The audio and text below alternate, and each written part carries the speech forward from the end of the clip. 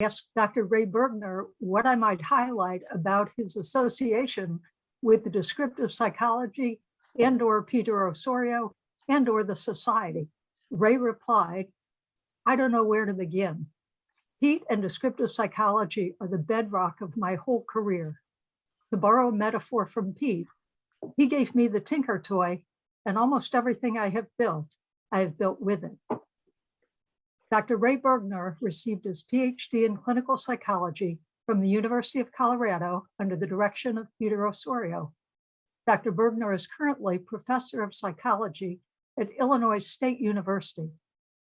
His work in descriptive psychology has been concerned with its applications to psychopathology, psychotherapy, and various issues in the philosophy of science. Twice he has been president of the Society for Descriptive Psychology. He has been a member of the editorial board of Advances in Descriptive Psychology for all 10 volumes in this series and co-editor of 4 of these volumes. Dr. Bergner has published over 90 articles, book chapters, books, and edited books. Many of these articles have appeared in such national and international journals as Psychotherapy, Clinical Psychology, Science and Practice, Family Process, the American Journal of Psychotherapy, the Journal of Sex and Marital Therapy, and the Journal of Theoretical and Philosophical Psychology. When asked what else in his background might be important to highlight, Ray added, "A surprising amount of my life is involved with humor, especially great jokes." And I must say that over the years, it's been my good fortune to be able to attest to his great repertoire. In today's talk on self-concept, Ray shows us how descriptive psychology helps us gain insight into why self-concepts are so resistant to change and what advantages this perspective gives a therapist. It's my pleasure to introduce Dr. Ray Bergner.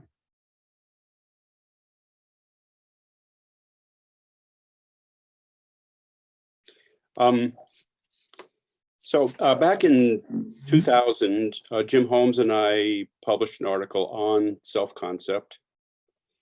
And we covered a lot of bases. And it was pitched at it's really an attempt to communicate to a mainstream audience. Here's a descriptive approach to the self-concept. And here's what it buys you. Okay. So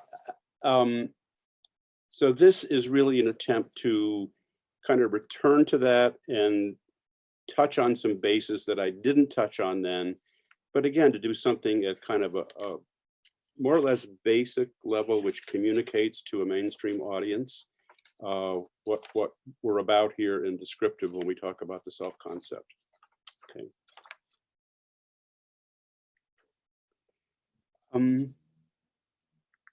Okay, so this is a work in progress at this point. Okay, so you should all have an outline, and starts off introduction, the problem.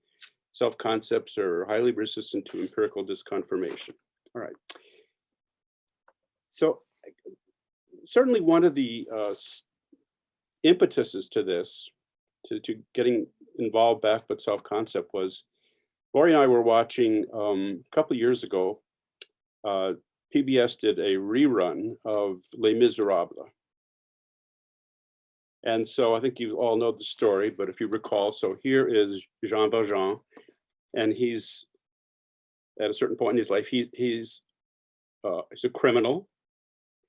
He's released from prison, and he spends the night with a kindly priest. Priest takes him in for the night. Okay. In the morning, the priest wakes up, and Jean Valjean has absconded with all his silverware. Okay. So the police track down Jean Valjean. They bring him back to the priest, and they say, "Father, you know, we've captured this scallywag," and that's a French word.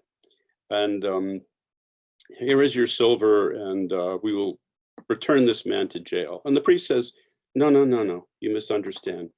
I gave him the silverware. You know, I wanted him to use it to sell, to build a new life. And so he didn't steal it. So the police are dubious, but oh, okay, if you say so, Father. So this act causes redemption in Jean Valjean. After this, his whole life turns around, and from this point on, he lives 19 more years, and he is just the heights of virtue. He creates a company. He is extremely good to his employees. He takes in a child and raises her, and he's basically a kind of a saint for the last 19 years of his life. At the end, though, there's a scene. At the end where he's close to death, and he's talking about himself, and he says, "I'm just a low-life, wretched criminal." And I was shocked. I was like, my God, this guy's just spent 19 years basically of this saintly activity. He knows what he did. And still, this is his self-concept. So it's sort of a shock to me. So I thought, well, I'm gonna, that's, as I said, that's one of the stimuli for getting back into this area. So Jean Valjean fits what we see clinically and what research supports. Clients will have these self-concepts, and you look and you say, well, gee, given all the, going back to facts again here from the previous talk, given all the facts, it's like what am I supposed to be seeing here, Laurie? You're fine. It's recording and you're on as speaker. You're good. Well, it's okay. All right. Clients will see themselves as, very common one is I'm just a selfish person. I'm just narcissistically self-involved. I'm just a selfish person. And you look and you just say, God, how can they see themselves that way given all kinds of facts? Right? All right, so that self-concepts are resistant to change is well known. It's well documented. In the CBT literature, they talk about self-schemas a lot, and you look at those and you say, a lot of these are really statuses, and so they have all kinds of evidence. These things are really hard to change, and they don't simply change with new facts. Okay, so why are they so hard to change? Next point on the the outline. So I'll just read from the outline why. Informational accounts of the self-concept are universal but can't explain. So if you look out there at how people are defining self-concept, you find what Pete said, years and years and years ago. They are all essentially,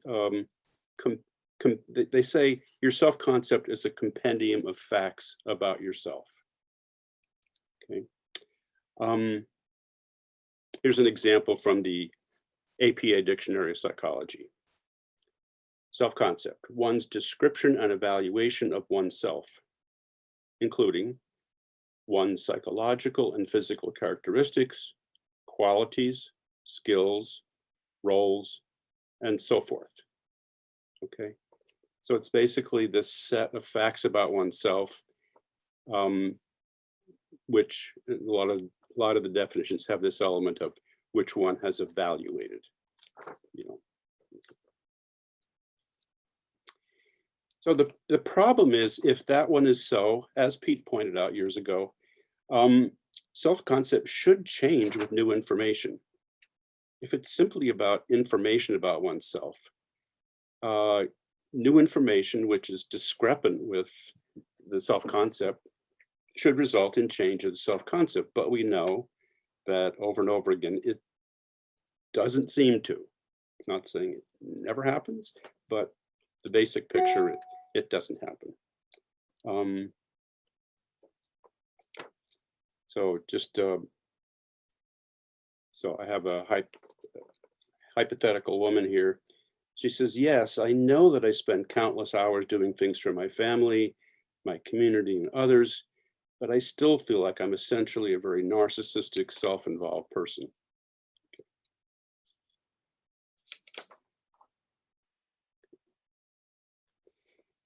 All right, so those kinds of formulations don't work. So what does descriptive, what did Peter Ossorio have to say about all this? What's a status dynamic formulation? What's in a status assignment? First topic here.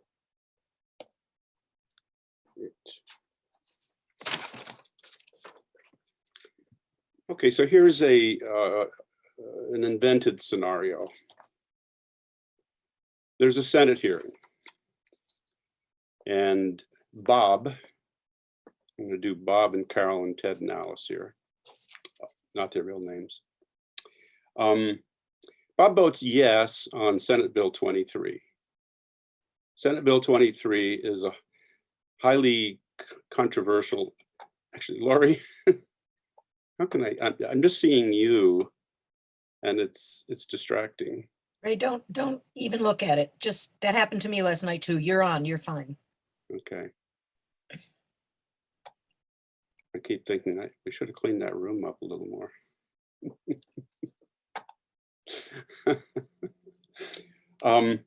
So Bob votes on yes on Senate Bill 23.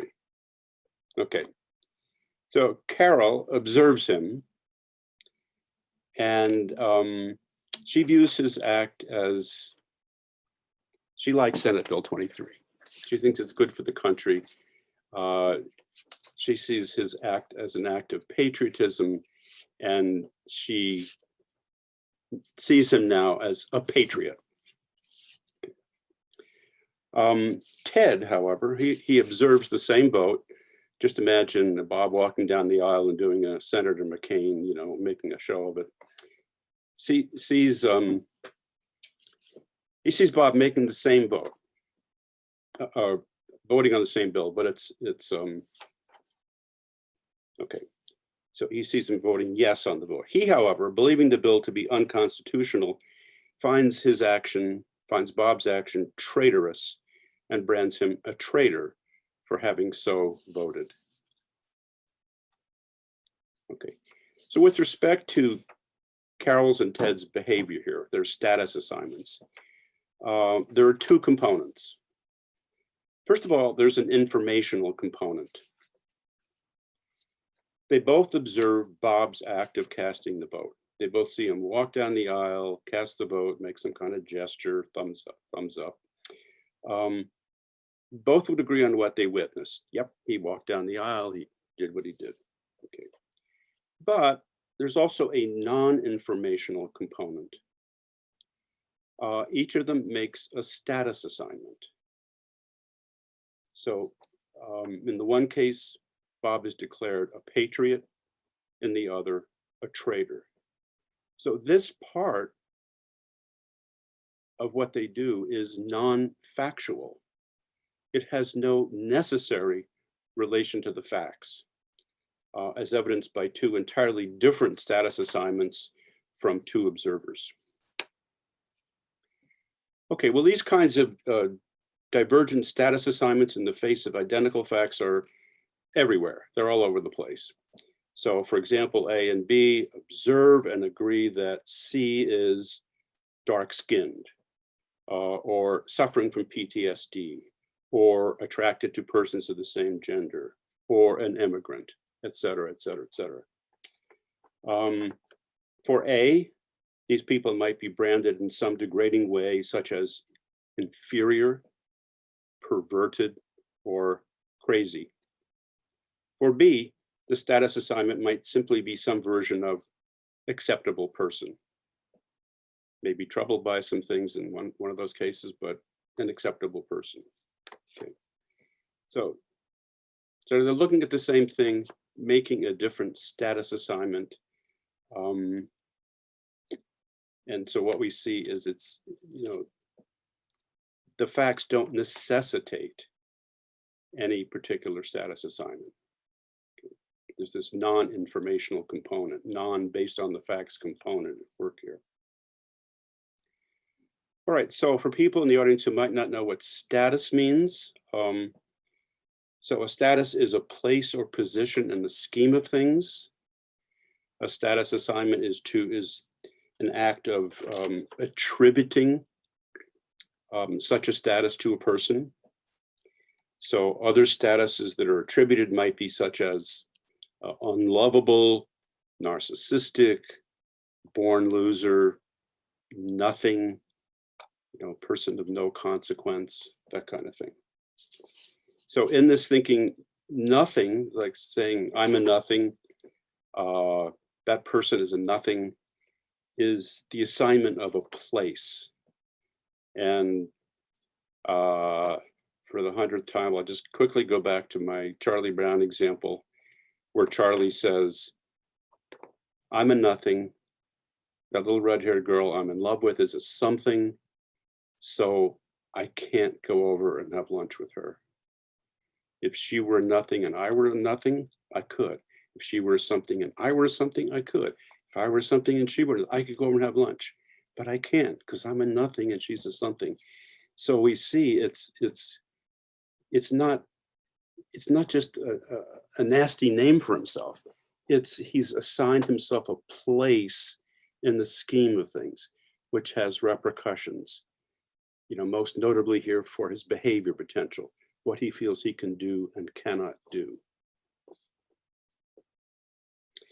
So statuses having no necessary relation to the facts are the kinds of things which once assigned can be very resistant to change. No matter what Bob does, he gives to charity, he helps old ladies across the street, he's kind to animals. It makes no difference to his having the status in Ted's view as a traitor, or in Carol's as a patriot. Okay, doesn't matter. Still got that status. So on the outline there says, so facts don't matter. To a large degree, there are no disconfirming facts. Okay.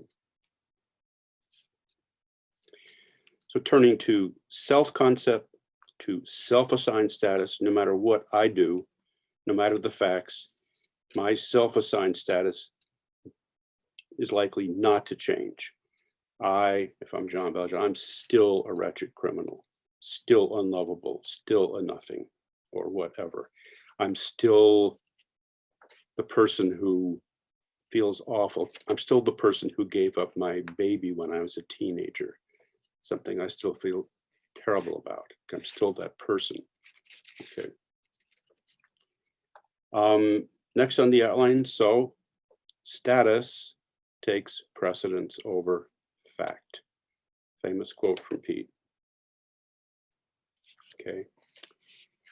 And next point, when I do it, it's different.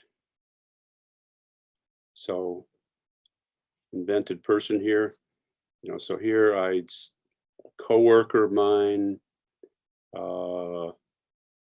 has his mother pass away. I send a condolence card. And you say, gee, that was a nice thing for you to do. And I say, yeah, I sent a condolence card, but that doesn't cause me to think of myself as loving or caring, as anything other than someone who is always narcissistically looking out for number one. I just did it so as not to look bad. That's what it was all about. So self-concept and aspects of it do not ordinarily change with new facts. Thus, its imperviousness to seemingly contradictory evidence. Definition from Pete. A person's, next point on the outline, a person's self-concept is his, we would now say his or her, summary formulation of his status. So for Pete, so it's the person's formulation of the relationship to everything in their world, their place or position in the total scheme of things. Now, there's no single term or phrase that can capture a person's whole self-concept. Okay, Jean Valjean says, I'm a wretched criminal, but that doesn't capture his whole self-concept. He has lots of other relationships. You know, he's the guardian of a child, he's a business owner, he's a fugitive, he's a possessor of a great deal of money, and so forth. So he's got lots of other relationships to the world. He has other affiliates, other relationships. Okay. But as therapists, what we are always dealing with are what you might call substatuses, elements of the total self-concept, which are the ones that we single out as, you know, here's the one that's getting him in trouble. Here's the one that's so problematic for him. So we're always working with a critical part, thinking if we can change this critical part, that'll make a difference in the overall self-concept. It's like changing a part of a map, you change the whole map. Next point of the outline, Pete again, quoting Pete, my self-concept is about who I am as far as I am concerned, which is distinct from and maybe more or less identical to who I am. Okay, so he's saying it's not about my attributes, my traits, my attitudes, my interests, my abilities, my knowledge, my social roles. It's not about my attributes, it's about who I am. Jean Valjean, I am a wretched, low-life criminal.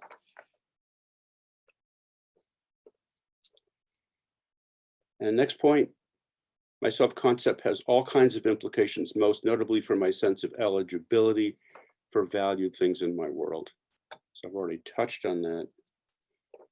So Charlie Brown again says, you know, when I say I'm a nothing, I'm really talking about my eligibilities. I'm a nothing, she's a something, so I can't act. I am not worthy, I'm not eligible. If I say I'm unlovable, I'm saying I'm ineligible, I'm unworthy of love. If I say I think I'm crazy, that could mean different things, but often it means something like I'm ineligible to make, I'm incapable of making sound, reality-based judgments and decisions. Okay, I'm not someone who can trust how I see things, whether my judgments are based in reality, whether they're logical. I just can't. I'm just somebody who's not eligible to do those kinds of things, not capable. Okay. So just checking time. So I'm just going to keep going because I just will, and save questions for the end. I want a different view. I can't get a different view. I like that better. I have a gallery view now. It's less distracting.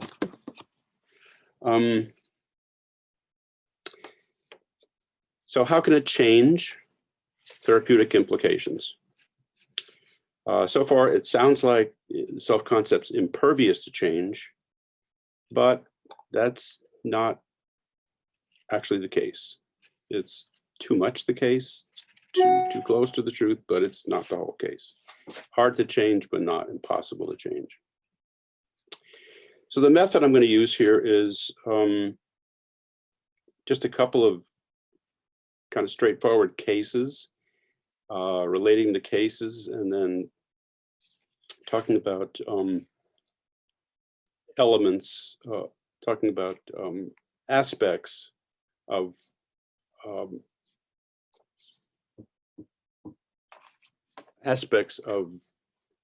change ideas that they embody. Okay, so the first one, so I'm calling her Linda, the failed scientist. Okay, so obviously not her real name. A lot of the facts here are changed to prevent any recognition of her. So Linda is a person I saw some time ago. She was a woman in her mid-40s. And her history was one where she had gone to a rather prestigious college and gotten a degree in a science. I'll just say biology. Okay. She got a degree in biology. And she did very well. And her plan was to go on and get a doctorate in biology and have a career as a research scientist. But shortly after getting her bachelor's, she met a man. They fell in love. They got married. She subsequently had 2 children. And she just never got back to pursuing this degree in biology. So later so her current life, when I saw her, was she worked for a bank, satisfied with her job as a bank officer. But her passion was for the arts. I won't go into what particular art. So really, her life outside of the bank was all about being a part of the local art scene, being somebody who participated in the production of artistic products. Okay, so she really kind of ate, drank, and slept art. Okay, but something that was very painful to her, she always saw herself as a failed biologist. She's somebody who did not realize her potential. She failed herself. She was good at biology. She got this degree, and she wasted it. And now, part of her self-concept was failed biologist, failed scientist. All right. So she brought this up a number of times. And then one day, I just said to her, kind of just out of the blue, she's talking about, how painful this is. I should feel so bad about it. And I said, Linda, you know what? You're not a biologist. You're an artist. You go to Chicago. You come back. What do you always tell me? Oh, I went to the art museum. I went to this play. I went to see, this indie movie. I did this other thing at this other museum. And you never tell me. I went to the Museum of Natural History. I went to the aquarium. I went anything having to do with science. And in town, it's the same thing. You're always telling me, oh, I'm really involved in this new art project. I'm really said, and you're never telling, there's kind of a well-known biology. They have really good speakers coming to the university. You know about it. You mentioned it before. You've never gone to a single one of them.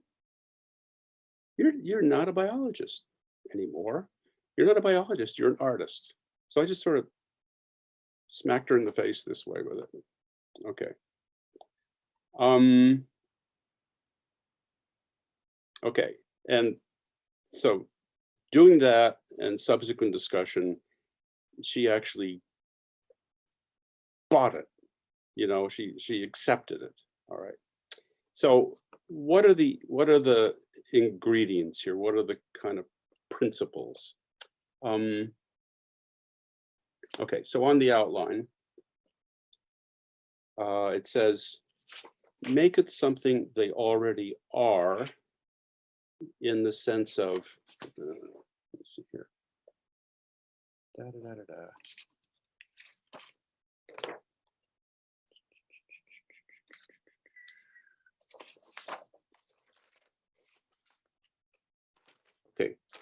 Make it something they already are. That is, who they are, as opposed to their attributes such as traits, skills, social roles, etc. Okay, so it's make it something they already are. And that's kind of obvious, but actually, if you think about it, it could be about something they only potentially are. Like Pete had the example one time of here's the college coach. There's a new, very promising recruit on the team. He's a freshman. And the kid's never run a 4-minute mile, but the coach goes to him and says, Jack, you're my next 4-minute miler. Okay. So it's a status assignment, but it's about potential. Okay. Interesting case, that kind of thing. But here it's make it something they already are, and emphasis on who they already are. It's who you are. It's not about your attributes. It's about who you are. It's more about your identity.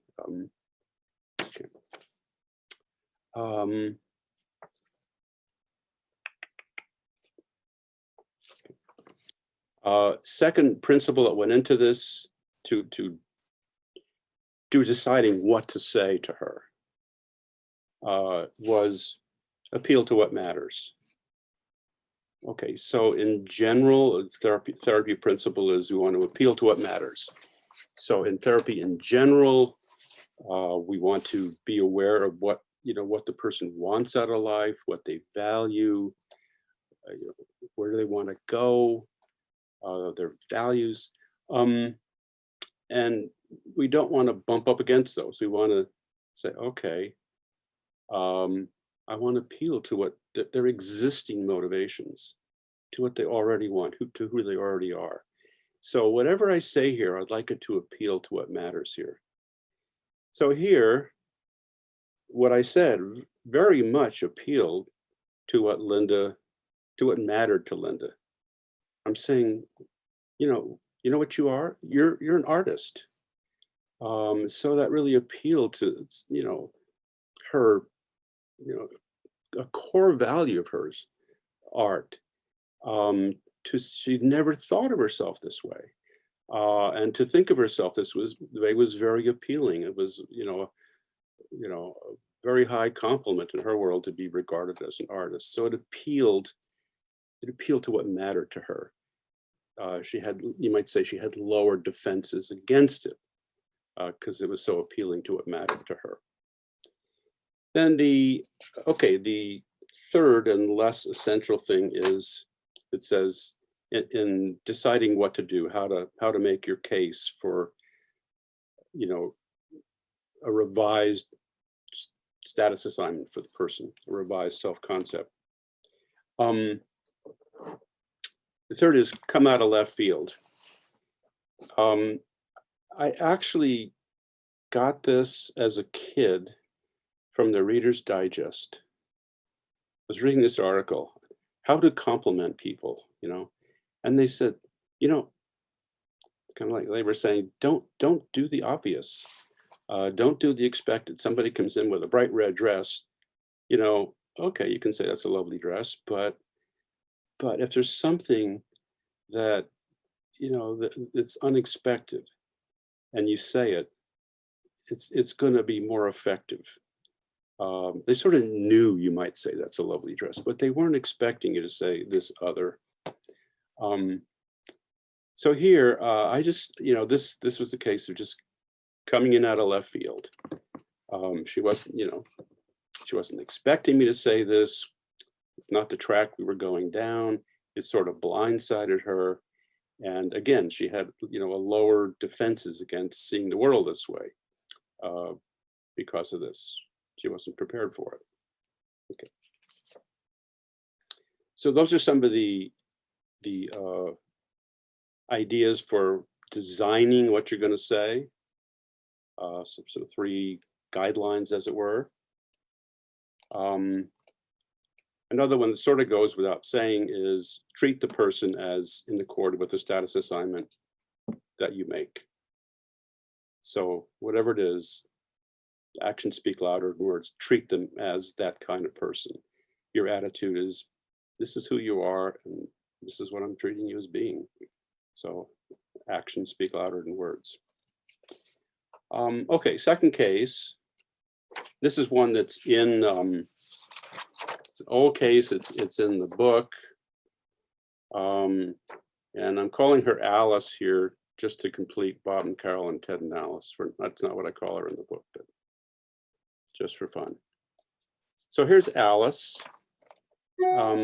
Alice is a student, college student, and she comes into therapy and different problems. But one of the things that really bothered her was that she saw herself as unintelligent. Okay. She came from a family, she was the baby of the family. She came from a family where everybody was highly accomplished. Her parents were professionals in these advanced fields. They were prominent. They were, she had older brother, older sister, and they had both been, like magna cum laude students, summa cum laude students, and one of them had gone on to a very prestigious job. And so in her family, being smart was a very big deal, and not being smart was a very bad deal. But she saw herself as unintelligent. All right. So what were the facts? So in grade school, she's a straight A student. She goes to a high school. It's one of these suburban high schools in kind of a posh area. And half the kids go on to the Ivy League when they graduate, and the rest go to Stanford and Michigan and stuff. So she's at a place like this, and she's very competitive, and she's got a 3.5. Yeah. All right. She's at our college in a very difficult curriculum. I'll just say pre-med, just something like that. It's really tough. And she's got a 3.5 again. All right, so what's the deal? So we talk about this, and it just looks like here she is. She's the youngest. She's the baby of the family. She's 2 years younger than anybody else in the family, than her next youngest sibling. And her role in the family, her place in the family is she's sort of this cute, amusing, but a little on the dim side kid. All right. So they always saw her this way, that she's just not, she's such a cutie, and she's such, she's not all that smart, but she's a good kid. All right. But it's not all that smart part that, rankled her, that aided her, that became a part of her self-concept. All right. So with that in mind, the principle here, the therapy guideline or principle or procedural idea is educate clients on how status works. So what we did was we talked about this. I said, from all you say, so here I am. I'm a therapist here. I'm looking at your history of how you've done. Like you said you got an A in that organic chemistry test. I'm looking at things like that, and I'm saying, this doesn't make sense. And when you talk, it just seems to me like what happened was in your family, you were 2 years behind or bail. So necessarily so, you were a little not as advanced as they were. And so on that basis, not because you lacked any intelligence, but on that basis, they saw you as, a little bit less intelligent. It was based on that, your necessarily lagging position all the time, but not on your ability that they assigned this. They assigned you this label. So I think that's what that was about. Okay, so I'm talking status here.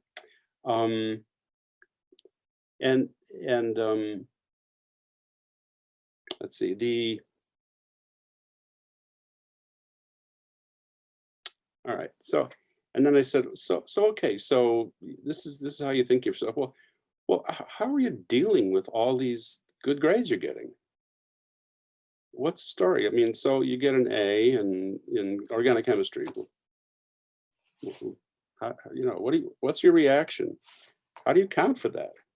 And her main was really in accord with Thomas Edison's idea that genius is 99% inspiration and 99% perspiration and 1% inspiration. Okay, so it was like, you can be dumb, but if you work hard enough, if you perspire enough, you can succeed. Okay, that was her big one. I'm not so smart, but I'm a hard worker, and that's how it happened. She had other times she'd say, well, I really lucked out that time, or that professor's not very demanding, or that test wasn't very hard, or, it was the help the TA gave me. So she just had all these kind of ways of thinking about her successful performances that had nothing to do with her being an able person, intelligent person. Okay. So we talked about this. So, so I'm saying, so this is how you're kind of writing off the evidence. We talked about that. This is what you're doing. Okay. Since she said, yeah, I guess so. Yeah. All right. So I'm just alerting to her to, this is how status works. Okay. Let's talk about how this keeps happening. What's behind this? How this is how status works to maintain these negative self-concept elements. And finally, put the client in the position of status assigner. So it's put them in the position of power. And here that's have them be a status assigner, have them consciously and deliberately do it. So I gave her an assignment. So I'd written down all these outs, if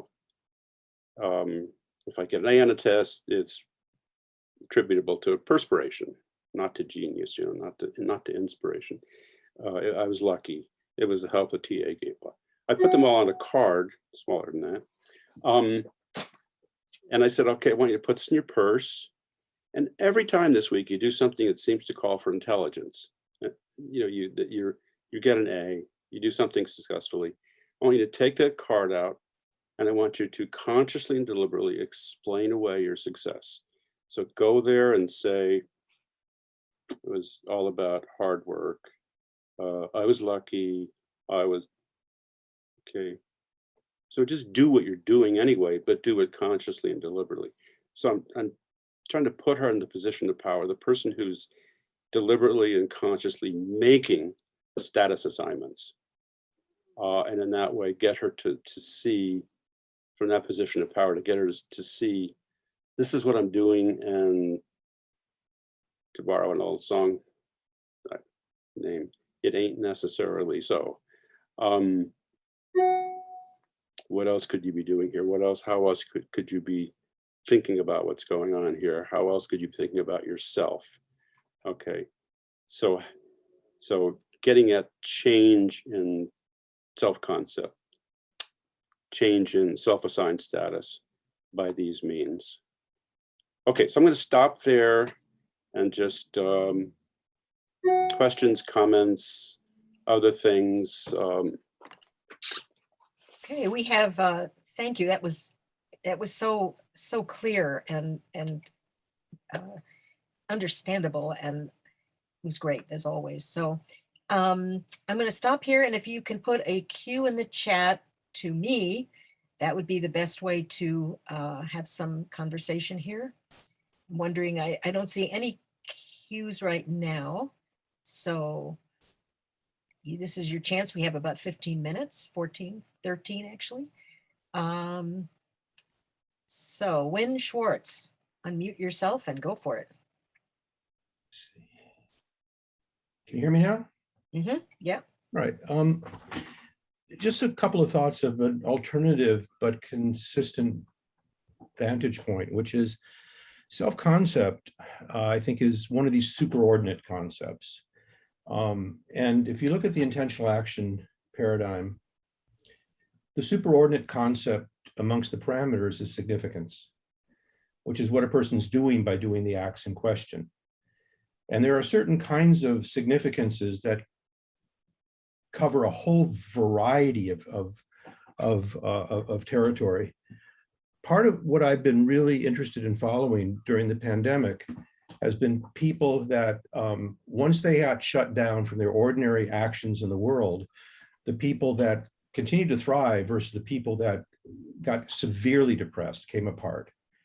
And one of the differences was whether in a variety of circumstances, including the shutdowns, they were able to continue to do some version of what they were already doing that counted for something. So what it required is a significance description. Now, in terms of, let's look at the notion of this failed biologist who turns out to be a successful artist. Well, a superordinate question could be, what have you been doing by being what was the significance of being a biologist to you? And if at a certain level of abstraction, you come to an identification of a meaning, I was intellectually exploring the beauty of how things fit together in a natural system. Well, isn't that what you're looking at in the art museum? That in a way, one can continue moving with what one already finds significant. Not so much what one wants on a more molecular level, but what I've been trying to do by doing the acts in question. If you can affirm that piece, and part of, I think, what happened with during some of the real collapses of some people I've seen during the shutdown, so whether or not they were able to continue to be a person seeking, those beauties, if you will, or whatever the hell it was. If they were okay in a different form. If they weren't, they were fucked. And I think, so one of the questions sort of raising is whether or not in dealing with the concept of self-concept, it's useful to talk about, in terms of actions, the significance of the action. What has the person been trying to do by doing that? I can get to a certain level of abstraction, you'll end up with at least a finite identifiable number of things that are of personal significance that are probably going to be the things that they look at as who I am under these circumstances. So, I mean, I just think of verbiage to go with that. It would be like saying to her, you always have been a person who placed the highest value on X. That's who you always have been. But back then, your way of realizing that was A, and now it's B. So that kind of framing of it. I like that.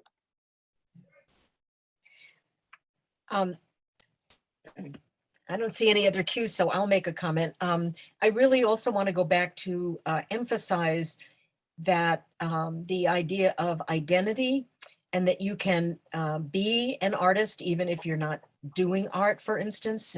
Pete made a distinction between the doing of things and the achieving great things in something versus being one.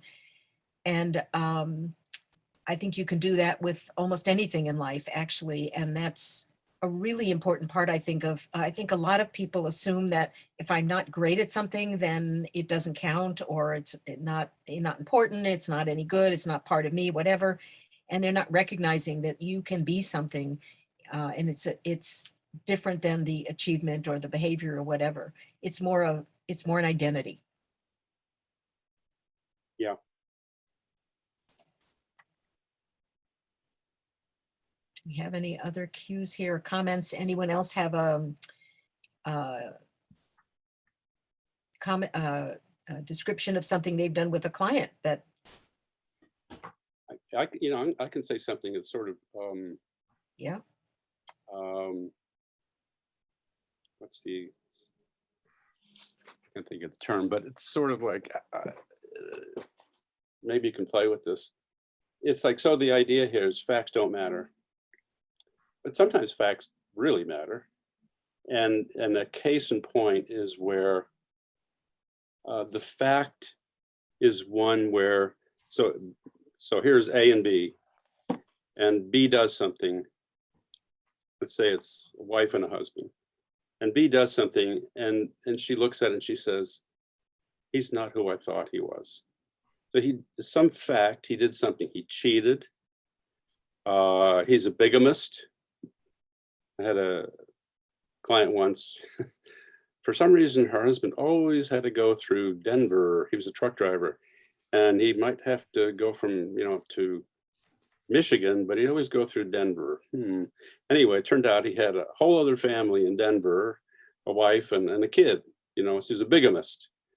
Ooh, he's not who she thought he was. You find out somebody is a pedophile, or, you know, a criminal or whatever. And he's not who I thought he was. And so the status assignment changes. And so it's like, play with this, somebody. It is on the basis of information, but it's like this information that you say it's paradigm shattering information for this person. And it causes them on that basis to revise their status assignment.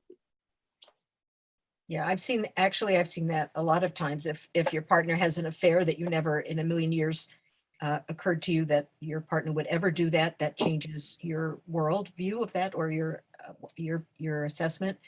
I had a client who threw a pair of plastic glasses at his wife, and she had a background of violence in her family, and she counted that as violence. I mean, it was the only time he ever did anything, and she's like, he's not who I thought he was, he's violent. It was just, so it was really interesting, but it does change people's perception of each other. We have a question from Ralph Wexler. If you want to unmute yourself. Yeah, I just want to make a comment that I do like your articulation of the idea of coming out of left field for interventions to change self-concept. You know, I think I've intuitively done that, but it's been nice to just sort of see you articulate that as a kind of deliberate strategy in terms of surprising somebody, pushing them into a position, not their familiar vantage point from which to look at themselves, but pushing them into a position that's different to look at themselves. That's all I had to say. Okay. Errol is next. And unmute yourself. Can you guys hear me right now? Yes. Oh, great. Okay. So I just had a quick thought as I was listening, Ray, great talk, by the way. And I was thinking about something that you said about kind of the difference between making an appraisal about somebody's behavior versus making an appraisal about their status. And it reminded me of a similar distinction that can be really helpful when talking about shame versus guilt, and even within the range of talking about healthy forms of guilt versus unhealthy forms of guilt, where shame is kind of that status assignment, I'm a nothing. Some kind of helpful ways to distinguish that from guilt are to say that, you know, guilt statements refer to behaviors, that the behavior was effective or ineffective, and then to make the distinction between healthy forms of guilt versus unhealthy by how possible it would have been to have done differently. That if your concern is about a behavior that, but not about you as a person, but the behavior would have been impossible for you given the circumstances, that's, you know, you couldn't have predicted the future, you can't go back and change the past. Those are things which I think just kind of making the distinction between a status assignment statement, in some ways, by shifting the focus back over to behavior, you indirectly do make a status assignment statement, which is that this is not excluding your eligibility as a person. We're just talking about one instance, and it's something that you couldn't have done anything about, so you might as well let it go. No one could really fairly hold it against you. In a similar sense, I also will sometimes encourage people to only accept criticism, which incorporates observation. And that gets back to the AOC. For those that aren't familiar with it, actor, observer, critic is the point that you can read about in the literature. But the basic idea is that the criticism, it can be seen as an invalid form of criticism if it fails to contain something tangible or observable. And that's also a really good way of helping people to recognize themselves as being capable of sort of reappraising the appraiser as a way of maintaining some of their status degradation from, let's say, a negative parent or a negative friend. Mm-hmm. Okay. Unless you have something you want to say, Ray, we have one more, time for one more. We have Walter is next. Couple of things. Well, it was endearing to think of you, Ray, as a kid reading the Reader's Digest and remembering it and telling us about it. It always stuck in my mind, you know. I thought, oh, that's cool. And I look forward to getting an unexpected compliment from you, you know, something about the quality of my earlobe or something. Yeah. In that situation where the person holds this low status that seems to be at odds with everything else, Mhm. you know, the Charlie Brown example and the I think it was the Miz? The example of the man who at the end says, "I'm just a criminal." Yeah. That, well, a couple of things. One is that we can see the appeal of it's the brain, you know, that so many appeal to. That's just how your brain Yeah. works. Okay. Yeah. The other thing I wanted to say is that it's, you know, as was reflected in the example of the woman that came from the very intellectual family, Mhm. that it reflects your status in a core underlying relationship. And it's your status in this relationship supersedes all other status assignments.